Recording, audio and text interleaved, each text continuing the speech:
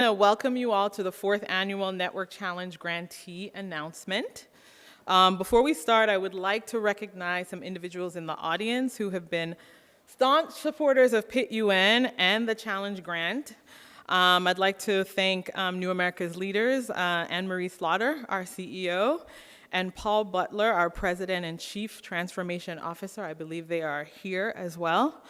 And then, of course, finally, I also want to thank our funders who make the Network Challenge possible, many of whom have been with us since the very beginning. They are the Ford Foundation, Hewlett Foundation, MasterCard Impact Fund with its Center for Inclusive Growth, the Rakes Foundation, Schmidt Futures, and the Siegel Family Endowment.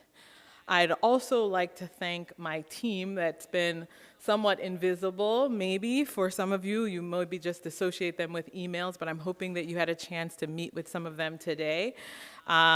Giving a shout out to Brenda Pereira, she's in the black and white. Alberto Rodriguez Alvarez, Vantisha Flood, Alexandra Hohenlohe, who is our Twitter mistress, and so she's on Twitter, and Mary Woodworth, who has done all things comms for us. She's been a wonderful partner from our virtual convening days. Thank you all for being such champions of Pitt UN. To date, we have distributed $14 million to 123 grantees since our inception 4 years ago. These projects exemplify how we can harness technology to advance social and racial justice. This is our belief: climate action, cybersecurity, data equity, human rights, and many of the intersections of projects that you are currently working on today. The challenge provides funding in 4 key priority areas that some of our designee speakers will talk to you about. I don't want to be the only talking head up here.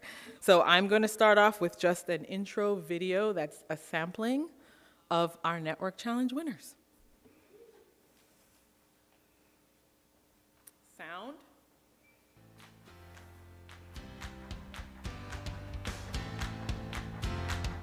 Tonight we began a new chapter to try to solve one aspect of this incredibly complex and timely and important problem. Our big goal is to build a robust field of public interest technologists. Since its inception, the Public Interest Technology University Network has united members around a shared vision that Pitt is about leveraging technical skills and knowledge to generate and develop public goods and services to better the lives of our communities. For us, we're not just doing technology for technology's sake. We're building a field that centers equity in order to improve people's lives. This year's challenge really aimed at developing the interdisciplinary work that the faculty members identified as really valuable, and then also really focusing on developing student clubs and student clinics and student projects. And the essential part of this that's really exciting for me, and part of the reason for us to engage you, is really to double down on the diversity, equity, and inclusion focus for the network.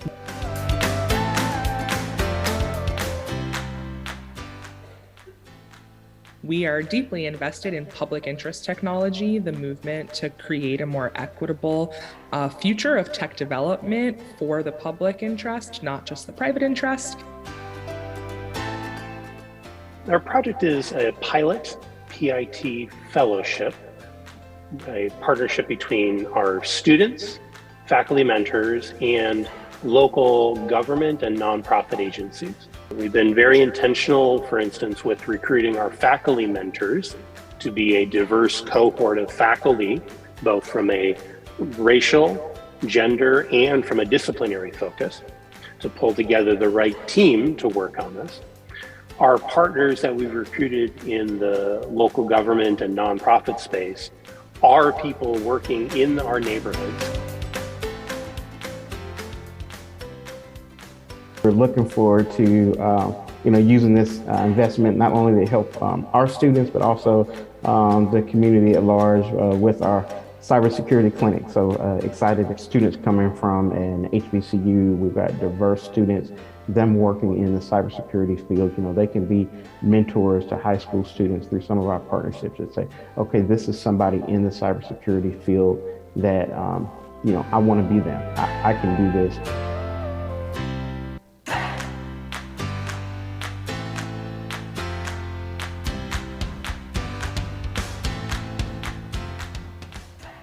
The vast majority of all of the community partners we have in our portfolio and are planning to engage are minority-led, often from the Southside community, very much actually centered in the Southside community.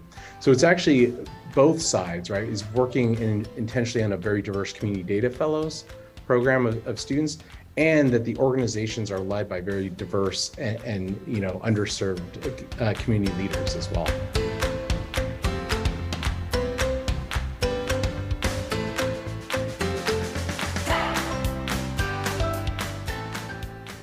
I also think that it's incredibly important for institutions such as Ohio State and Central State to partner together, because we serve different students and we have very different perspectives.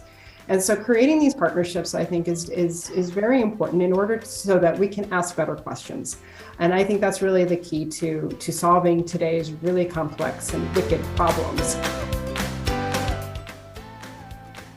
The students who have worked with me through Flourishing Communities have gone on to establish their own practices, and they're practicing these kinds of issues of, how might they expand equity through access. So I do see the lab itself as a replicable curricular model that builds relationships between students and faculty, practitioners, and then communities, and essentially in enabling design thinking for those underserved communities. PIT is doing is promoting capacity building at the intersection of social impact and data science. By creating and connecting a network of partners, they are growing and developing the PIT ecosystem, the public interest tech ecosystem, in a way that is accessible, transparent, diverse, and equitable, as well as accountable, ethical, and effective.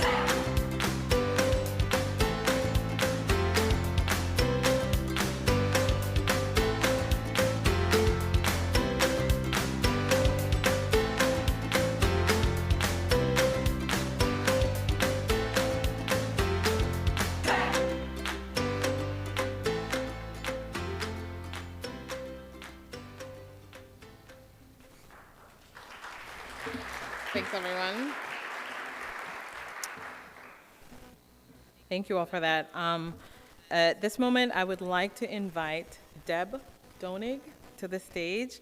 Deb is an assistant professor of English literature at Cal Poly and a lecturer at UC Berkeley, School of Information in the Master's in Data Science program. She is also the co-founder of the Cal Poly Ethical Technology Initiative. We've asked her to talk to you a little bit about the educational offering priority area and her project. Educational offerings. Elise St. John, Cal Poly State University. Learning across domains. Developing an inclusive pipeline of global experts skilled at examining ethical risks and social impacts of artificial intelligence and advanced technologies. Nicholas Barrett, Case Western Reserve University. Building a sustainable mobile learning lab for West Side Neighborhood, English Avenue. Julie Kim, Georgia Institute of Technology. Pitt Fellowship Pilot Program. Mandy Swigart Hobo, Georgia State University. Public Interest Data Literacy Learning Lab. Noha Hazazi, Howard University. Pitt UN Student Research and Symposium. Dr. Denise Fairby, Lemoyne Owen College. Public Interest Technology, the building blocks of data analytics.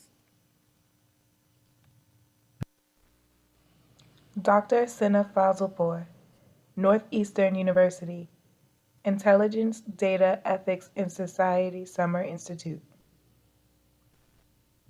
Royce Francis, the George Washington University, STEM CX Living Lab, Internet of Things Enabled Community Air Quality Measurement Systems.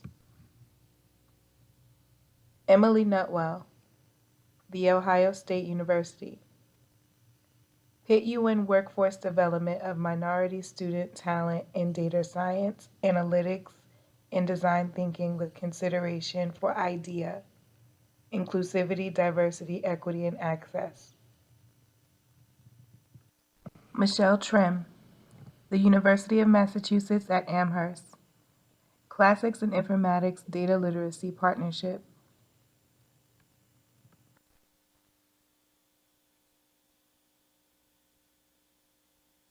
Okay.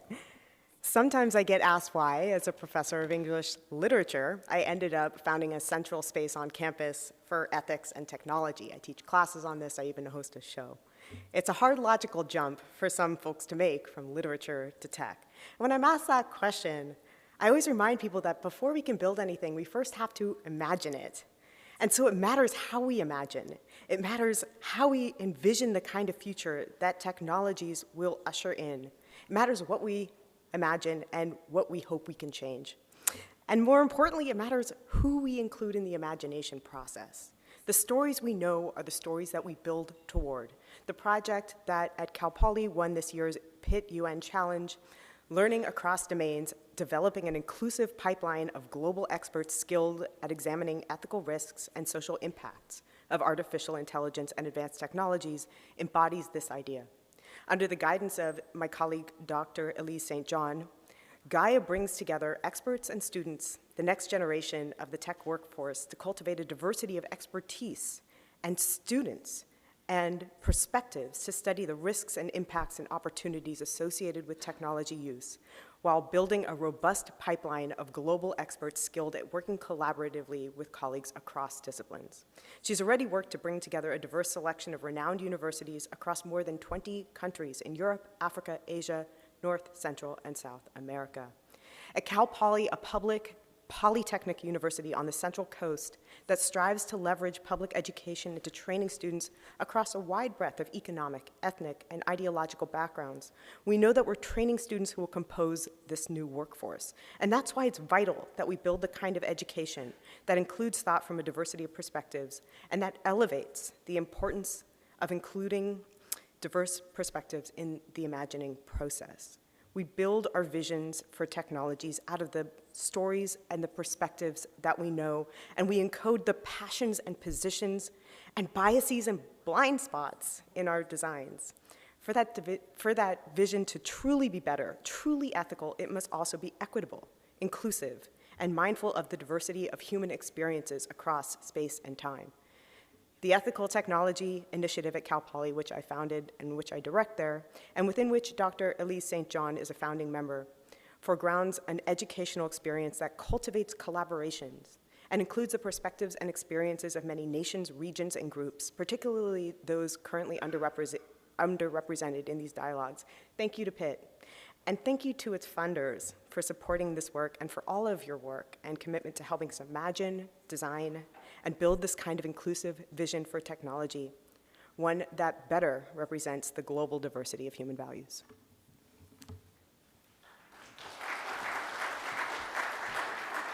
Thank you, Deb. Thank you so much for representing that group so well. I also want to give a nod to the next core group of grantees from the Career Pipeline and Placement category. Career Pipeline and Placement. Charles McElroy, Cleveland State University, the Pitt Quantum Computing Training Pipeline. Paul Ohm, Georgetown University, Piloting a Potential Technology and Society Impact Clinic Practicum. Kevin Harris, Stillman College, Cybersecurity DEI Clinics. David Uminsky, University of Chicago, Southside Civic, a community approach to public interest technology. Tayo Fabusui, University of Michigan, a knowledge network for underrepresented public interest technology entrepreneurs.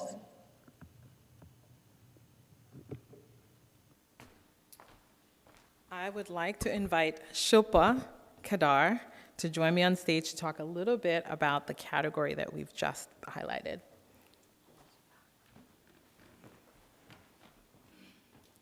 In the fall of 2021, Musa Visoba said he wanted to do a summer internship in quantum computing. Musa was an 11th grade student in Cleveland Metropolitan School District, a large urban school district, 100% free and reduced lunch, 64% Black student enrollment. Unfortunately, at that time, quantum computing internships did not exist for high school students. Chelsea Cook Cohn, Musa's former principal, asked News 5 to come to speak with Musa so he could share his aspirations. Musa was first introduced to quantum computing through a virtual course offered by the Coding School and their Qubit by Qubit team. Within 24 hours of the story airing, they received calls from MIT, the Cleveland Clinic, and IBM. 4 months later, Musa became the first high school student to complete a quantum computing workshop, an internship rather. Chelsea took on a joint appointment between the Cleveland Metropolitan School District and Cleveland State University and is the driving force behind the project that we submitted to PIT-UN Challenge. Chelsea and others on the team understand how many more Musas are in Cleveland right now. Cleveland State University has been working with the Cleveland Metropolitan School District to lay the foundations for students like Musa through CS for CLE since 2014. Joined by the Cleveland Clinic and IBM, Cleveland partner institutions are now addressing the full talent pipeline for quantum computing. Students are enrolled in high school quantum computing course through the Coding School and an undergraduate quantum computing course at the Cleveland State University. PIT-UN funding will support both high school interns and undergraduate interns during the summer of 2023. We will learn from these students in the same way we learned from Musa. In June, the team at CSU will host a middle school quantum computing workshop and a high school quantum computing workshop. Professional development for higher education faculty and high school teachers will showcase quantum computing education and intersectionality. Ultimately, this project will help build a diverse talent pool to develop their human potential so they can provide their important contributions to a PIT field, leading to more representative technology solutions for underrepresented populations in urban and rural areas of the US. Thank you, PIT-UN, from the many Musas in Cleveland and beyond.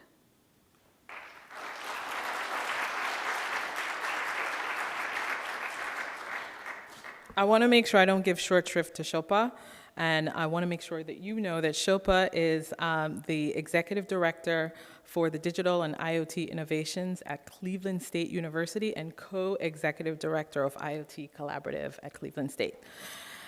Don't want to ever stop and not celebrate your titles and the work that you've done to get to this point.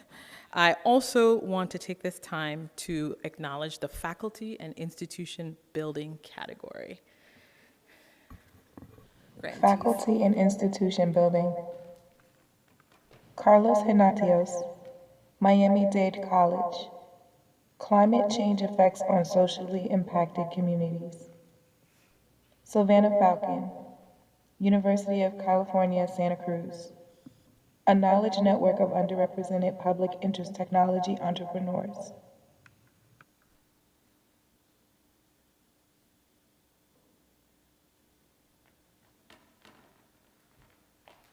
I have asked Michael Matkin to talk about this category. Michael Matkin is the Assistant Director of Citrus and the Banateo Institute at UC Santa Cruz. Hello, Michael. Come on up. Up a little bit. Thanks, Andreen, and thanks to everyone. Thanks to the Pitt UN Network for funding this project at UC Santa Cruz. So a key focus of our efforts to promote faculty and institution building around Pitt at UCSC involves specifically supporting faculty to develop programs that bring tech skills that are focused on societal issues to students who haven't previously had access or have never thought of themselves as technologists or seen that really as a career path. The UC Human Rights Digital Investigations Network, which is the project that was funded this year, is an excellent example of exactly that sort of convergence. The program has trained students at UCSC, UC Berkeley, and partners at many community organizations to conduct digital open source research, which has helped to secure evidence and support investigations of human rights and environmental crimes that affect marginalized communities in Latin America. So with this, this year's grant, it's going to allow them to expand the project to strengthen the existing network and at the two original institutions, and also bring the program to additional students at UCLA. To date, the program has trained a highly diverse group of over 100 students in digital investigations, many from underrepresented groups and or first-generation college students. And their investigations have contributed to multiple public reports on issues including the 2019 and 2020 uprisings in Chile, to COVID-19 disinformation campaigns in Latin America, and the targeting of indigenous land defenders in Colombia. The students in the labs are predominantly women of color, identify as bi or multilingual, they're immigrant and or first generation, and they all graduate from the program uniquely empowered with digital literacy skills.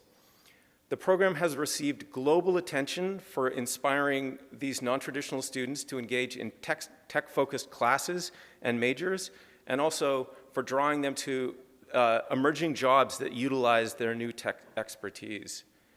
The students who have completed the program have been hired in highly competitive digital technology positions at employers including the New York Times, Facebook, TikTok, Amnesty International, the United Nations, and Media Matters for America. Alumni have created some remarkable resources, including a Spanish language disinformation monitoring group in partnership with Media Matters and Voto Latino, and also the Open Source Researchers of Color initiative, which is aimed at providing peer support, training high school and community college students in open source research, and developing resources to protect protester privacy.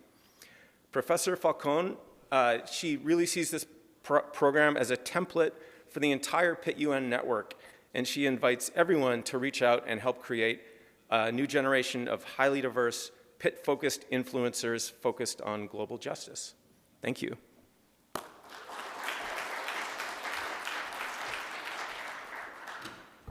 Thanks for highlighting the work at your institution. I appreciate that. The next category is strengthening the Pitt UN. I think my goal has been to create a staff team that allows this category to maybe continue to be a short piece so that more work can be done in your own work. But let's talk about strengthening the network, the winner in that category. Strengthening the Pitt UN. Nathan Williams, Rochester Institute of Technology. Renewable energy as a public interest technology to reinforce tribal sovereignty.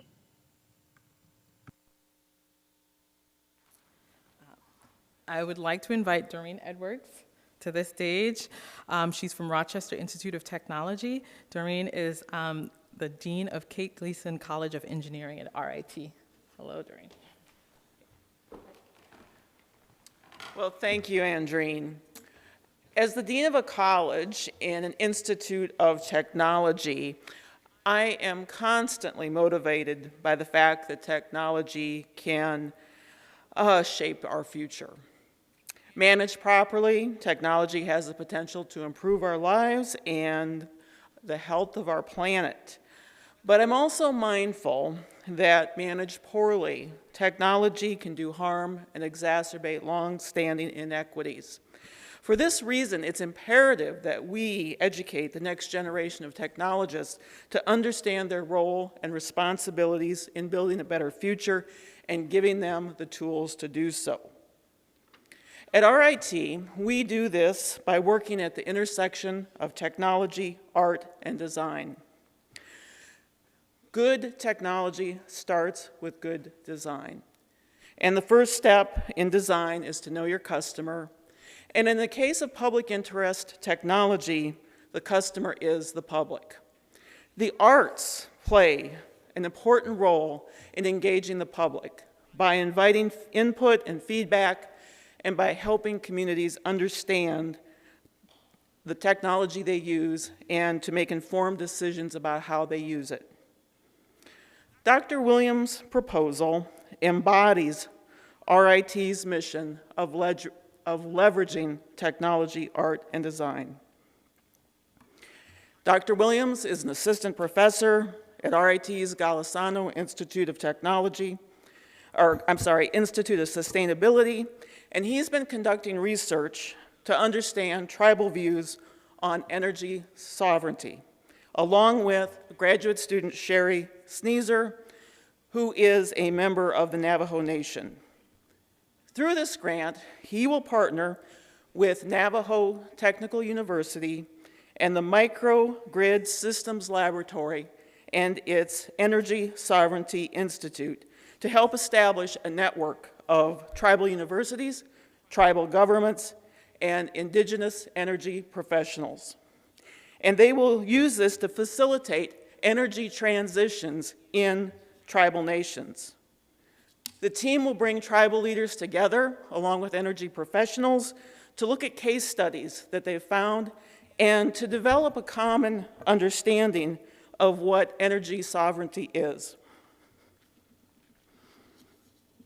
Partnering with tribal universities like Navajo Technical University, they will determine the workforce needs and development and professional training needed to implement and sustain renewable energy technologies on tribal nations. The team will create a series of videos in indigenous languages to provide information about the benefits of renewable energy and how they work. And all of this information will be collected and put on a website, on ESI's website, that will serve as a robust platform for information exchange and advocacy. On behalf of RIT, thank you so much for funding this very, very important work. Thank you.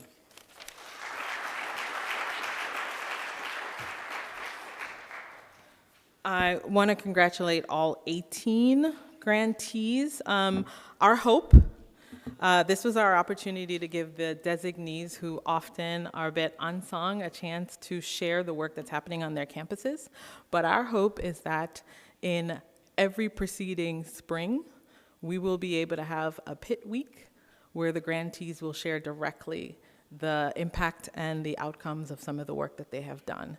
So thank you all for bearing with us as we begin to identify the best way to celebrate the work that you all have been doing. This was just a wonderful cycle. I also want to thank the 45 members of the evaluation committee that poured through your applications to arrive at this final 18 group. It was a wonderful cycle for us, and I'm looking forward to supporting some of the projects that were not able to be funded this year through the federal funding initiative that we are introducing later this year. So thank you all so much for the hard work.